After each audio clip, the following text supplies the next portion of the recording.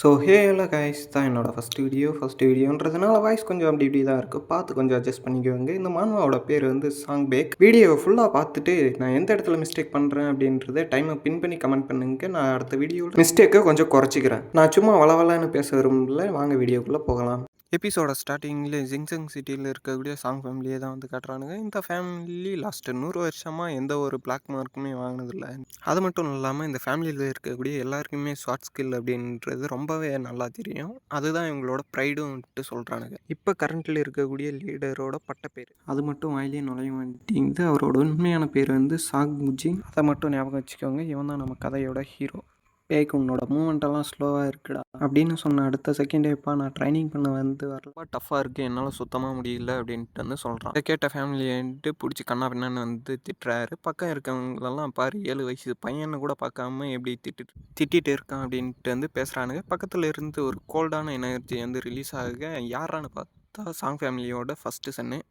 லெஃப்ட்டில் ஒரு மூவு, ரைட்டில் ஒரு மூவ்ன்ட்டு போட்டு ஒரு ஸ்லாஷை போட்டு லேண்ட் ஆகிக்க பக்கம் இருக்கவங்களெல்லாம் வாயை பொழந்துட்டு பார்க்குறானுங்க. அதுவே இந்த பக்கம் பார்த்தா ஹீரோ சொங்கி மாதிரி நடக்கிறான். எழுந்து நடக்க கூட தெம்பில்லாத மாதிரி இருக்கு. பக்கத்தில் இருந்து ஒரு சவுண்டு டேய் அப்படின்ட்டு ஒரு சவுண்டு வேறு. பக்கத்தில் இருந்து இன்னொரு சவுண்டு. யாரான்னு பார்த்தா ஹீரோட அம்மா. டக்குன்னு போய் ஹேக் பண்ணிக்க இப்போ சாங் ஃபேமிலியோட ஹெட் வந்து பேச வந்து ஸ்டார்ட் பண்ணுறாரு. அவர் பேசுறதுக்குள்ளவே பேச வந்து அந்த பக்கம் திருப்பிக்கிறாங்க. ஹீரோ வந்து அவங்க அம்மா கிட்ட கம்ப்ளைண்ட் பண்ண, இல்லை நான் அந்த மாதிரியெல்லாம் எதுவுமே பண்ணலை, அவன் ரொம்பவே வீக்காக இருக்கான்ல, அதனால தான் கொஞ்சம் ஹார்டாக ட்ரைனிங் கொடுத்தேன் அப்படின்ட்டு வந்து சொல்கிறாரு. நீங்கள் என்ன ட்ரை பண்ணுறீங்கன்னு எனக்கு தெரியாதா, எதுவாக இருந்தாலும் அவனுக்கே டீச் பண்ணுங்க, எல்லா ட்ரைனிங்கும் அவனுக்கே கொடுங்க, ஃபேமிலி ஹெட்ன்ற பதவியும் அவனுக்கே கொடுத்துருங்க அப்படின்ட்டு வந்து சொல்கிறான். சாங்கியவங்க மூச்சு வாங்கிட்டு இவங்க 2 பேரும் சண்டை போடுறத வந்து பார்க்குறான். இவங்க சண்டை போடுறது சாங்கியவங்களுக்கு ரொம்பவே காமெடியாக வந்து தெரியுது. ஹீரோ அவங்க அம்மா கிட்ட ரொம்ப க்யூட்டான ரியாக்ஷனை கொடுத்துட்ருக்கிறது சாங்கியவங்க வந்து பார்க்குறான். இதுவும் நல்லா தான் இருக்குது, இதுவும் ரொம்ப ரொம்ப நல்லா தான் இருக்குது, நான் ரொம்ப சந்தோஷமாக தான் இருக்கேன் அப்படின்ற மாதிரி அவனை பார்க்க அன்னைக்கு நைட்டு இடி மின்னலோட சரியான மழை வந்து பெஞ்சிட்ருக்குது. இந்த மலையை பார்த்துக்கிட்டே இன்னைக்கு காலில் நடந்ததை வந்து யோசித்து வந்து பார்க்குறாரு. பார்த்துக்கிட்டு அவருக்கு பின்னாடி இருக்கக்கூடிய ஸ்வாடை எடுத்து பார்த்துக்கிட்டு, இந்த ஸ்வாடை யூஸ் பண்ணி ரொம்ப நாள் ஆகுது, இந்த ஸ்வாடில் ட்ரைனிங் பண்ணியே ரொம்ப நாள் ஆகுது அப்படின்னு சொல்லிட்டு அவருமே அந்த ஸ்வாடை எடுத்து ஸ்விங் பண்ணுறாரு. லெஃப்ட்டு ரைட்டுன்னு ஸ்விங் பண்ணாமல் ஸ்ட்ரைட்டாக தரையை நோக்கி ஒரு அடி அடிக்க அது தண்டர் லைட்டே வந்து தரையில் அடிக்கிற மாதிரி ஒரு தரமான ஒரு அட்டாக்கை போட்டது மட்டும் இல்லாமல் அடுத்த செகண்டே இன்னொரு மூமெண்ட்டை போட அந்த மூமெண்ட்டில் என்னடான்னா 10 பார்ட்டாக பிரிஞ்சு வேறு அட்டாக் பண்ணுறாரு. இதெல்லாம் பார்த்தா அவரோட பையன் சரியான ஷாக்கில் மெய்சிலுத்து வந்து போயிடுறான். லாஸ்ட்டாக 2 விரலை வச்சு ஒரு அட்டாக் பண்ண அந்த அட்டாக் என்னடான்னா ஷார்ப்பான ஒரு ஸ்வாட் மாதிரி போயிட்டு தரையே கிழிச்சிக்கிட்டு வந்து போகுது. இது எல்லாத்தையும் பார்த்துட்டு இருந்த அவரோட பையன் இவர் உண்மையிலே செம ஸ்ட்ராங்கான ஒருத்தர் தான் அப்படின்ட்டு வந்து சொல்கிறான்.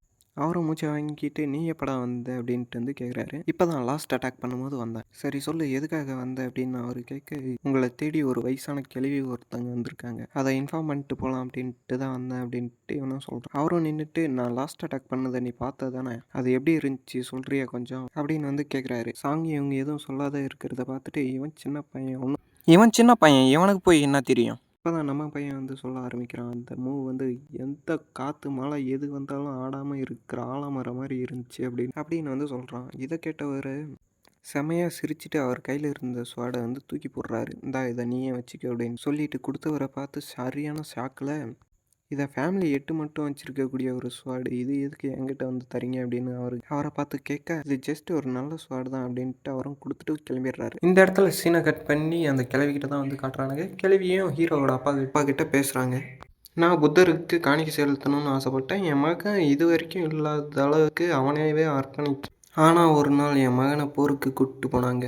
திரும்ப வரும்போது தலை இல்லாத பிணமாக தான் வந்தான். அதுக்காக தான் இப்போ நான் வந்து சாமிக்கிட்ட வேண்ட வந்திருக்கேன். என் மகனை ஆஃப்டர் லைஃப்லேயாச்சும் சந்தித்து அவங்ககிட்ட மன்னிப்பு கேட்கணும்னு ஆசைப்பட்றேன். இதை கேட்ட ஹீரோட அப்பாவும் சரி ஓகே வாங்க, நாளைக்கு காலையில் உங்களை வந்து அங்கே அனுப்பிச்சி விட்றேன், இன்றைக்கி நைட்டு தங்கவே உங்களுக்கு ஏற்பாடு பண்ணுறேன் அப்படின்ட்டு வந்து சொல்கிறாரு. சொல்லிட்டு பின்னாடி திரும்பி பார்த்தா கிழவி பாய்சன் நீடியில் வச்சு அட்டாக் பண்ணுது. எனக்கு தெரியும் நீ இந்த மாதிரி சென்டிமெண்ட்டாக பேசினா கவுந்துருவே அப்படின்ட்டு, அதனால தான் இப்படி வந்து ஒரு ட்ராமாவை வந்து போட்டேன் அப்படின்ட்டு வந்து சொல்கிறான். சொல்லி வாயை மூடுறதுக்குள்ளே வாயோட ஒரு வெட்டை போட்டு கிழவியை சாவடிக்க ஹீரோவோட அப்பாவும் பிளட் வாமிட் எடுக்கிறாரு. என்ன விதமான பாய்சன்ட்ரா இது, என்னவே பேரலைஸ் பண்ண வைக்கிது அப்படின்ட்டு அவரும் ரொம்ப கஷ்டத்தோடு அந்த பாடியை பார்க்க உள்ளே ஏதோ ஒரு விதமான ஜந்து வெளியே வருது. அந்த ஜந்து வெளியே வந்து நிற்கிறத பார்த்துட்டு ஹீரோட அப்பா யாரா நீ அப்படின்னு கேட்க, அதுக்கு அந்த ஜந்து என்ன தெரியலையா மாஸ்டர் அப்படின்னு கேட்குது. இதை கேட்ட அவரும் வாயை முட்டு நீ யாருன்னு சொல்கிறா அப்படின்னு கேட்குறாரு. என்ன தெரில, நான் தான் சாங் ஃபேமிலி அழிக்க வந்தவன். அது சொல்கிறத கேட்டு அவரும் செம கடுப்பில் வந்து அட்டாக் பண்ண, அந்த ஜந்து சிரிச்சு அதோட நகத்தை வெளியே எடுக்குது. வெளியே எடுத்துகிட்டு வந்தது மட்டும் இல்லாமல் அவர் அட்டாக் பண்ணுறதையும் பிளாக் பண்ணுது. பிளாக் பண்ணும்போது அதோட நகம் டேமேஜ் ஆகுன்னு பார்த்தா அந்த ஸ்வாடு தான் டேமேஜ் ஆகுது. அவரும் பேக் அடிச்சுட்டு போயிட்டு அவரோட ஸ்வாடை பார்த்தா சரியான டேமேஜில் வந்து இருக்குது. ஒழுங்கு மரியாதை நீ அந்த ஸ்வாடை கொடுத்துரு, இல்லைன்னா இப்போயே உன்னை கொன்று போட்டுருவேன் அப்படின்ட்டு அந்த ஜந்து சொல்ல, எந்த ஸ்வாடு அப்படின்ட்டு அவரும் ஷாக்கில் கேட்குறாரு. அந்த ஸ்வாடு தான்ப்பா, நீங்கள் பரம்பரையாக கை மாற்றி கொடுப்பீங்கள ஃபேமிலியோட ஹெட்டுக்கு மட்டும், அந்த ஸ்வாடை கொடு அப்படின்ட்டு கேட்குறேன். கேட்டுட்டு அதுவும் சில குரல் வீதியெல்லாம் காட்ட, என்னடா இது குரங்குக்கு இது பிறந்துருச்சு அப்படின்ட்டு பார்க்குறாரு. டைம் வேஸ்ட் பண்ணக்கூடாதுன்ட்டு அவரோட பவரை கேதர் பண்ணி அட்டாக் பண்ண போகும்போது பின்னாடி இருந்து அவரோட பையனை பார்த்துட்டு, நீயும் தம்பி அம்மா 3 பேரும் தப்பிச்சு ஓடிடுங்க, நான் இவன் தன் லூஸ் பையனை பார்த்துக்கிறேன் அப்படின்ட்டு வந்து சொல்கிறேன். இல்லை அப்பா அப்படின்ட்டு தடுக்க போகும்போது அவங்க அம்மா வந்து இவனை தடுக்கிறாங்க. வா போகலாம் அப்படின்ட்டு வந்து சொல்கிறாங்க. இல்லைம்மா, நான் போய் அப்பாவுக்கு ஹெல்ப் பண்ணுறேன் அப்படின்ட்டு வந்து சொல்கிறான். இல்லை, வந்திருக்கிற உங்கள் அப்பாவோட பவர்ஃபுல்லான ஒருத்தன், நீ போனேன்னா நீ இறந்துருவே அப்படின்ட்டு வந்து சொல்கிறாங்க. அப்படியே அவங்க அப்பாவை பார்த்துட்டு திருப்பி வந்து ஓடிடுறான். எங்கே ஓடுறான் அப்படின்னு பார்த்தா அவங்க தம்பி இருக்கிற இடத்துக்கு தான் ஓடி வந்திருக்கான். ஹீரோவோட அம்மாவும் ஹீரோவுக்கு ட்ரெஸ் எல்லாம் மாட்டி விட்டுட்டு, இப்போ நம்ம ஒரு சின்ன ஒரு கேமில் வந்து விளாட்லாமா அப்படின்ட்டு வந்து கேட்குறாங்க. என்னம்மா கேமு அப்படின்ட்டு ஹீரோ கேட்க, அதை ஹைட் அண்ட் சீக் வந்து விளாடலாம் அப்படின்ட்டு வந்து சொல்கிறாங்க. நீயும் அண்ணனும் ஓடி போய் வந்து ஒளிஞ்சிக்கோங்க, நானும் உங்கள் அப்பாவை வந்து தேடி கண்டுபிடிக்கிறோம் அப்படின்ட்டு வந்து அவங்க அம்மா சொல்ல, எழுந்து போயிட்டு ஹீரோவோட அண்ணங்கிட்ட சாங் ஃபேமிலியோட அந்த பென்டென்ட் வந்து கொடுக்குறாங்க. அம்மா இது எதுக்கு அப்படின்ட்டு வந்து அவன் கேட்குறான். நீங்கள் வெளியே போனீங்கன்னா இது கண்டிப்பாக உங்களுக்கு வந்து தேவை அப்படின்ட்டு சொல்லிட்டு ஹக் பண்ணிக்கிறாங்க. ஹக் பண்ணிக்கிட்டே, நீ எனக்கு ஒரு ப்ராமிஸ் வந்து ஒன்று பண்ணணும், நீயும் தம்பியை பத்திரமா வந்து பார்த்துக்க அப்படின்ட்டு வந்து சொல்கிறாங்க. இதை கேட்டவனும் அவனோட தம்பியை வந்து பார்க்குறான். பேக் நீயும் வா அப்படின்ட்டு வந்து அவங்க அம்மா கூப்பிட்றாங்க. நீங்கள் 2 பேரும் கொஞ்சம் ஜாக்கிரதையாக இருங்க, நானும் உங்கள் அப்பாவும் கூடிய சீக்கிரத்தில் வந்து வரேன் அப்படின்ட்டு வந்து சொல்கிறாங்க.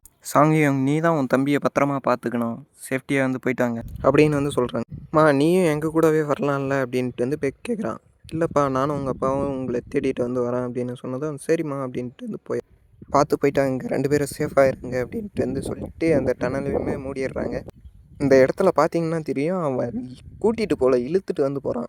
வெளியே அவங்க அம்மா சரி பத்திரமா போயிட்டாங்க அப்படின்ட்டு வந்து பார்க்குறாங்க. வெளியே வந்து ஒருத்தன் கத்துறான், இங்கே இருக்கிற யாரையுமே விட்றாதீங்க, எல்லாரையுமே கொல்லுங்க அப்படின்ற மாதிரி சொல்ல, அடுத்த சீன்லேயே அவனை வந்து போட்டு தள்ளிடுறான் ஒருத்தன். அந்த இடத்துல தரையில் ஒரு ஸ்வாடு வந்து சொருகுது. யாரான்னு பார்த்தா ஹீரோவோட அப்பா. அவருக்கும் சரியான காயப்பட்டிருக்கு. அந்த ஆப்பனண்ட் ஜந்துவை பார்த்தா ஒரு ஸ்க்ராட்ச் கூட இல்லாமல் இருக்கான். அவனுமே நக்கலாக பார்த்துட்டு, நீ எல்லாம் என்னை கொல்ல கூட முடியாது அப்படின்னு சொல்லிட்டு அவனுமே கொஞ்சம் தௌலத்தாக தான் பார்க்குறான். இதை பார்த்த ஹீரோவோட அப்பா பவரெல்லாம் கேதர் பண்ணி ஒரு அட்டாக் வந்து பண்ண போகிறாரு. அவர் பவரை கேதர் பண்ணுறதை பார்த்துட்டு இவனுக்கு அல்லு விட்டுருது. என்ன இவ்வளோ பவரா, இவ்வளோ நேரம் எப்பட்றா சமாளிச்சு? ஹீரோவோட அப்பா வந்து ஒரு அட்டாக் பண்ண, அந்த அட்டாக் என்னடானா லேசர் பீம் மாதிரி எல்லா இடத்துலையும் போயிட்டு அட்டாக் பண்ணுது. வந்து லேண்ட் ஆகி முடிச்சதுக்கு அப்புறமா தான் தெரியுது அவன் சல்லியாக வந்து போகிறான். ஆக போகும்போது இதுக்கு வாய்ப்பே இல்லை, நான் எப்படி செத்தேன் அப்படின்ற மாதிரி பார்க்க, அவ்வளோதான் இது எல்லாமே முடிஞ்சிருச்சு அப்படின்ட்டு ஹீரோவோட அப்பாவும் நினைக்கிறாரு. சைடில் ஒரு பவரை சென்ஸ் பண்ண, யாரான்னு திரும்பி வந்து பார்க்குறாரு. பார்த்தா டிமானிக் கல்ட்டை சேர்ந்த 4 ஜெனரல்ஸ் தான் வந்து நின்றுட்டுருக்காங்க. இதோட இந்த வீடியோவை நான் வந்து முடிச்சுக்கிறேன். வீடியோவோட கடைசி வரைக்கும் பார்த்ததுக்கு உங்கள் எல்லாருக்குமே பெரிய ஒரு நன்றி. அப்புறம் அந்த கமெண்ட்டு, ஷேரு, லைக்கை போட்டு விட்டு பண்ணிங்கன்னா எனக்கு கொஞ்சம் திருப்தியாக இருக்கும். நெக்ஸ்ட் வீடியோ ஒரு 2 நாளைக்குள்ளே அப்லோட் பண்ண ட்ரை பண்ணுறேன்.